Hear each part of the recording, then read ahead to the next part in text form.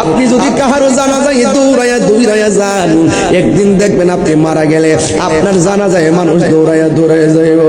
ও বন্ধু, গোসলটা দেওয়াইতে গেলে নাকের মধ্যে তোলা দেয়নি, আর জন্য দেয়নি, নাকের মধ্যে তোলা দেয়নি, কানের মধ্যে তোলা দেয়নি। একটু চোখের মধ্যে দাদার লাশটা বাসান, চোখের মধ্যে দাদির লাশটা বাসান, চোখের মধ্যে মায়ের লাশটা বাসান, চোখের মধ্যে বাবার লাশটা বাসান। কেমনে গোসল দেওয়াইছেন, কেমনে নিছেন, চোখে বাসান। আর মনে মনে কল্পনা করেন, কোথায় ছিলাম, কোথায় আসলাম, আবার কোথায় যাব, আমিও তো তাদের মতো পরপারের যাত্রী। বন্ধুরে, ওই গোসলখানার মধ্যে যাইয়া নাকের মধ্যে তুলা দেয়, আবার কানের মধ্যে তোলা দেয়। জিজ্ঞেস করা হলো, বন্ধু কেন তুমি এমন ভাবে তোলা দিলা?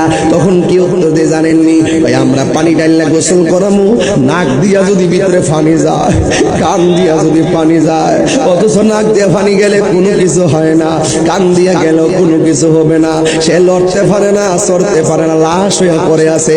এরপর দুনিয়ার মানুষ নাকের মধ্যে তুলা দিছি ভিতরে যেন পানি না যায়, কানের মধ্যে তুলা দিছি যেন কানের ভিতরে পানি না যায়। রে বাবা, জিগাইলাম কেন দিছে? কয় মায়া লাগে।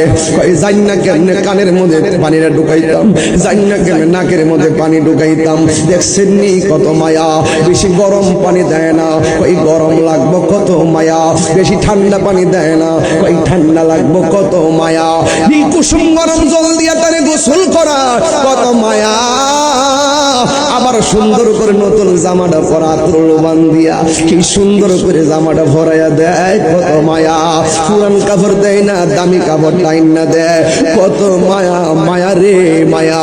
আবার দেখবেন সবাই আস্তে আস্তে কইরা লাস্টারে দইরা ওই খাটের মধ্যে শোয়া দেয়, কত মায়া। দেখবেন কোন মানুষ জীবনে যে কান্দের মধ্যে ভার নেয় নাই, এই মানুষটাও লাশের খাটটা নেওয়ার জন্য পাগল হইয়া যায়। ওজন লাগার পরও কাদের মধ্যে লাশটা নেয়, কত মায়া, মায়া রে মায়া। জানাজার ময়দানে যাইয়া লাশটার সামনে রাইখা